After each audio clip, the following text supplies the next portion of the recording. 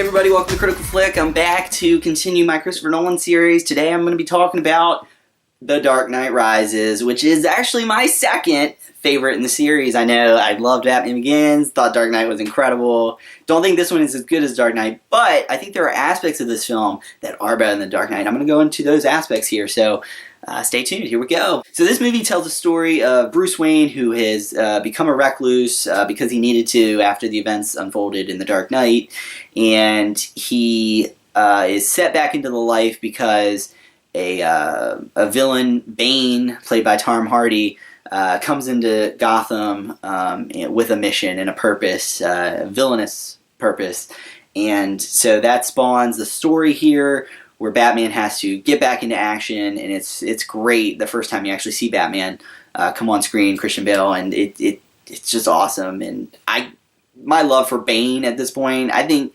he's not as good as Heath Ledger's the Joker, but he's my second favorite villain, and my reasons for this is that Tom Hardy's portrayal is so good because his mouth is covered up for the whole movie, and all you see is his eyes, and so his voice and his eyes combined together, plus his physical demeanor, his physical appearance, makes him a truly terrifying villain. I actually think that he's the most terrifying movie villain I've ever seen on screen. It is so good the way it is, the way it's told. I love his voice. Some people had a problem with it, said they couldn't hear it.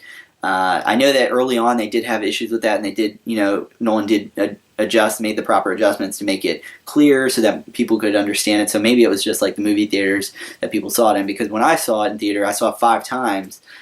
Yeah, I saw it 5 times.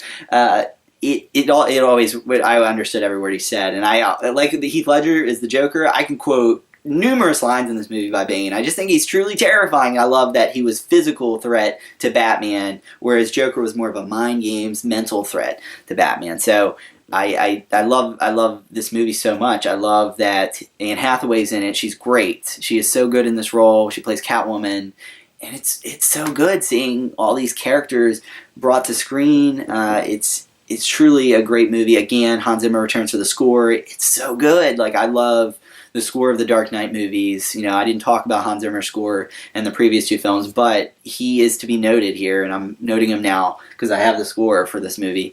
He's just outstanding. He does great, brilliant music that fits perfect with what's being portrayed on screen.